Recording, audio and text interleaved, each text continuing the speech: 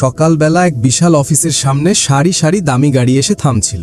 গাড়ির দরজা খুলে যারা নামছিলেন তাদের পরনে ছিল স্যুট, টাই আর চকচকে জুতো। সেই ভিড়ের মধ্যে এক তরুণ খুব শান্ত পায়ে হেঁটে অফিসের মূল গেটের দিকে এগোচ্ছিল। তার কাঁধে ছিল একটি পুরনো ব্যাগ, জামা কাপড়ে হালকা ভাঁজ।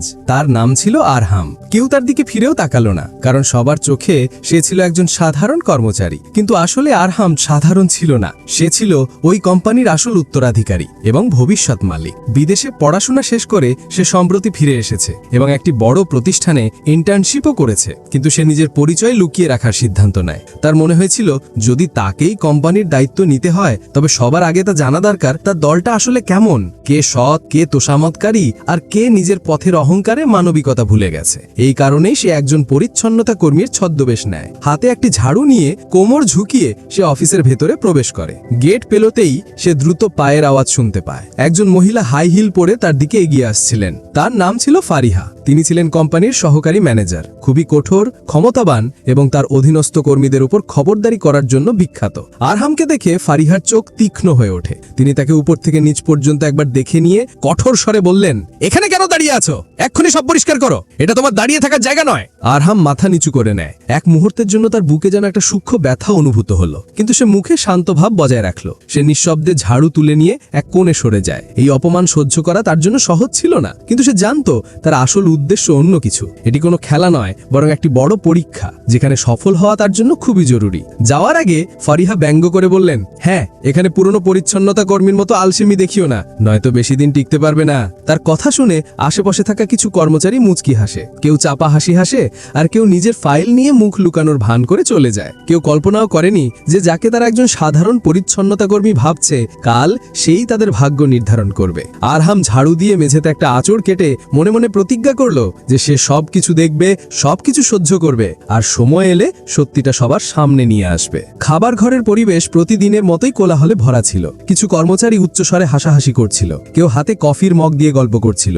আরহাম চুপচাপ ঝাড়ু হাতে এক কোণে পরিষ্কার করার কাজে ব্যস্ত ছিল। তার চোখ মেঝের দিকে ছিল, কিন্তু কান সবকিছু শুনছিল। হঠাৎ একজন মহিলা জোরে হেসে উঠে ইশারা করে বললেন, আরে দেখো, নতুন পরিচ্ছন্নতা কর্মীটা একেবারে গ্রাম্য লাগছে, মনে হয় জীবনেই প্রথম কোনো বড় অফিসে এসেছে। তার পাশে বসা আরেকজন মেয়ে সঙ্গে সঙ্গে বলে উঠল, হ্যাঁ, মনে হয় লিফটের বাটনও টিপতে জানে না। তাদের সঙ্গে বসা আরো একজন কর্মচারী আরো অপমান করে বলল, কালকে আবার যেন আমাদের সাথে ক্যান্টিনে বসে খাবার না চায়। এই সবার হাসি একসঙ্গে প্রতিধ্বনিত হলো। পরিবেশে ঘৃণা আর অহংকারের গন্ধ ছড়িয়ে পড়ল। কিন্তু আরহাম মাথা তুলল না। তার ঠোঁটে একটি হালকা নীরব হাসি ছিল। সে মনে মনে সবার চেহারা মনে রাখছিল।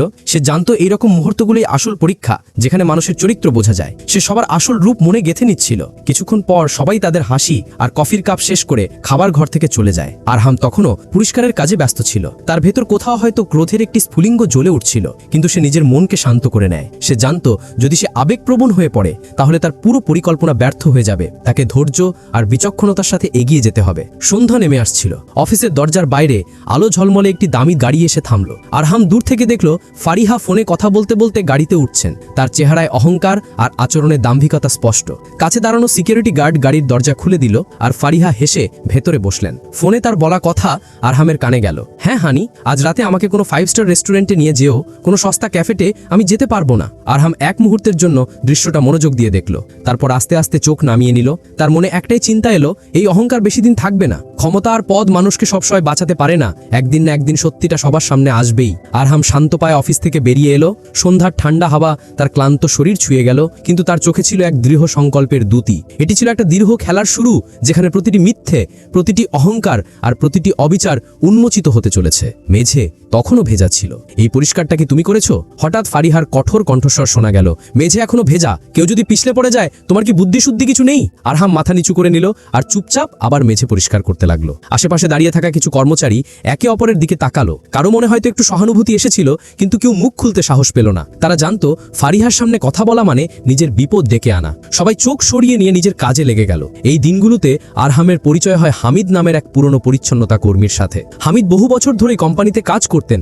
তিনি সহজ সরল একজন মানুষ, কম কথা বলেন, কিন্তু তার মনটা খুব পরিষ্কার। তিনি সবসময় কঠোর পরিশ্রম করতেন এবং কারো সঙ্গে ঝগড়া করতেন না। কর্মীরা প্রায়ই তাকে নিয়ে মজা করত। কেউ তাকে বুড়ো পরিচ্ছন্নতা কর্মী বলতো, আবার কেউ তার পোশাক নিয়ে কটাক্ষ করত, কিন্তু হামিদ কখনো কিছু মনে করতেন না। আরহাম হামিদের মধ্যে এক অন্যরকম আলো দেখতে পেল। সে তার সাথে কাজ করতে করতে জিজ্ঞাসা করলো, হামিদ ভাই, আপনি এত বছর ধরে এখানে আছেন, লোকে যখন এভাবে অপমান করে তখন আপনার খারাপ লাগে না? হামিদ হেসে উত্তর দিলেন, সম্মান তো আল্লাহ দেন, এই যে লোকেরা আজ হাসছে কাল ভুলে যাবে, কিন্তু আমরা যদি আমাদের কাজ সততার সাথে করি তবে মনটা শান্ত থাকে। এই কথাগুলো আরহামের মনকে ছুঁয়ে গেল। সে অনুভব করলো যে এই মানুষটা দেখতে দুর্বল হলেও আসলে সে সবচেয়ে বেশি শক্তিশালী। খাবার সময় প্রায়ই হামিদ তার রুটি ভাগ করে দিতেন। একদিন তিনি আরহামকে অর্ধেক রুটি দিয়ে বললেন, নাও বাবা, তুমিও খেয়ে নাও, আমি তো একা মানুষ, আমার চলে যায়, তুমি যুবক, তোমার বেশি শক্তি দরকার। আরহামের চোখে হালকা জল চলে এলো। সে মনে মনে ভাবলো, যদি কোম্পানিতে কারো সবার আগে ন্যায় বিচার পাওয়া উচিত হয় তাহলে সে হলো হামিদ। সে হামিদের চরিত্রের দৃঢ়তা আর মনের কোমলতার একজন অনুরাগী হয়ে গেল। সেই মুহূর্তে আরহাম নিজের কাছে প্রতিজ্ঞা করলো যে সে একদিন শুধু হামিদ নয়, বরং প্রত্যেক সেই মানুষের অধিকার ফিরিয়ে দেবে যাদেরকে এখানে বছরের পর বছর ধরে দমন করা হয়েছে। কিন্তু সে জানতো এখনো সময় আসেনি, তাকে আরো অনেক কিছু সহ্য করতে হবে এবং সঠিক মুহূর্তের জন্য অপেক্ষা করতে হবে। দিন যেতে থাকে এবং আরহাম অফিসের প্রতিটি কোণে ঘটে যাওয়া ঘটনাগুলো কাছ থেকে পর্যবেক্ষণ করা শুরু করে। একদিন দুপুরে খবর এলো, কোম্পানির কোঅপারেটিভ সোসাইটির ঘর থেকে কিছু টাকা চুরি গেছে।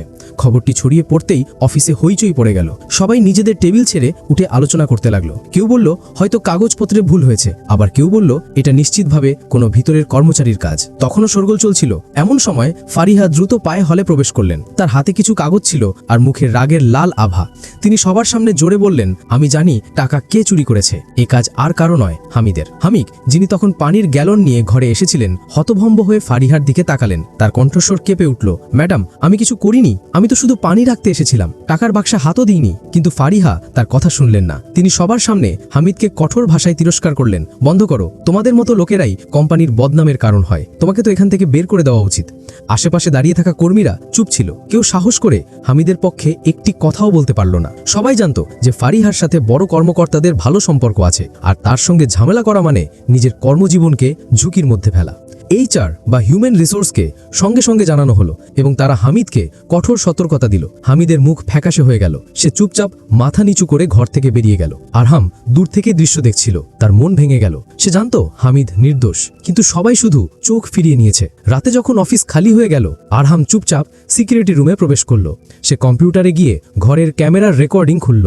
স্ক্রিনে স্পষ্ট দেখা গেল যে হামিদ ঘরে এসেছিল, গ্যালন রেখেছিল এবং সঙ্গে সঙ্গে বেরিয়ে গেছিল। সে টাকার বাক্স স্পর্শও করেনি। এটি দেখে আরহাম স্বস্তির নিঃশ্বাস ফেলল, কিন্তু একই সাথে তার মনে রাগের আগুন জ্বলে উঠল। সে সঙ্গে সঙ্গে ভিডিওটা কপি করে নিজের কাছে রেখে দিল। সে নিজেকে বলল, সময় পাল্টে যাচ্ছে, এই অবিচার বেশি দিন চলতে পারে না। সেই রাত্রি ছিল আরহামের জন্য একটি গুরুত্বপূর্ণ রাত। সে সিদ্ধান্ত নিল যে সে শুধু দর্শক হয়ে দাঁড়াবে না, বরং খুব শীঘ্রই এই ব্যবস্থাটা ভেঙে দেবে। পরের দিন সকাল, অফিস জুড়ে এক অন্যরকম নীরবতা। সবাই জানতো কিছু একটা বড় ঘটতে চলেছে। ঠিক তখনই অফিসের মূল গেটে একটি কালো দামি গাড়ি এসে থামে। গাড়ি থেকে এক স্মার্ট তরুণ নামেন। তার পরনে চকচকে স্যুট, চোখে আধুনিক সানগ্লাস আর চেহারায় এক অদ্ভুত দৃঢ়তা। সবাই অবাক হয়ে তাকিয়ে রইল, কারণ এই তরুণটি আর কেউ নয়, স্বয়ং আরহাম, কিন্তু এখন সে তার আসল রূপে।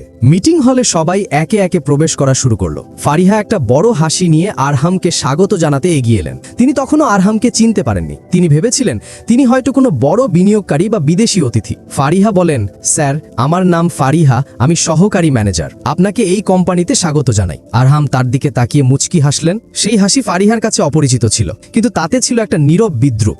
আরহাম শান্ত স্বরে বললেন, ধন্যবাদ ফারিহা, তবে আপনার পরিচয় দেওয়ার প্রয়োজন নেই, আমি সব জানি। ফারিহা অবাক হয়ে তাকিয়ে রইলেন। সেই মুহূর্তে আরহাম তার ব্যক্তিগত সহকারীকে ইশারা করে বললেন, এবার মিটিং শুরু করা যাক। সভার শুরুতেই আরহাম একটা বড় স্ক্রিন চালু করে। স্ক্রিনে সেই সিসিটিভি ফুটেজটি চলতে শুরু করে যেখানে হামিদের উপর মিথ্যা চুরির অভিযোগ আনা হয়েছিল। সবাই হতবম্ব হয়ে দেখছিল কিভাবে ফারিহা একটা নিরীহ মানুষকে সবার সামনে অপমান করেছিলেন। ফুটেজে স্পষ্ট দেখা যায় যে হামিদ শুধু পানির গ্যালন রেখে চলে গিয়েছিলেন এবং তিনি টাকার বাক্স স্পর্শও করেননি। ভিডিওটি শেষ হতেই হলের মধ্যে পিন পতন নীরবতা নেমে আসে। আরহাম গম্ভীর স্বরে সবাইকে বলে, গত কয়েকদিন ধরে আমি এখানে ছিলাম, শুধুমাত্র একজন সাধারণ মানুষ হিসাবে নয়, বরং এই প্রতিষ্ঠানের ভবিষ্যৎ হিসাবে। আমি দেখতে চেয়েছিলাম আমার এই পরিবারে কে আসলে সৎ আর কে শুধু ক্ষমতার পেছনে ছুটছে। আমি দেখেছি এখানে কিছু মানুষ তাদের অহংকার আর মিথ্যা অহমিকার জন্য অন্যকে কত নিচে নামাতে পারে। দেখেছি কিভাবে একজন সৎ আর পরিশ্রমী মানুষকে অপবাদ দেওয়া হয়েছে। ফারিহার মুখ পুরোপুরি সাদা হয়ে গেছিল। সে ভয়ে কাঁপছিল। সে আরহামের দিকে তাকিয়ে কোনো কথা বলতে পারছিলেন না।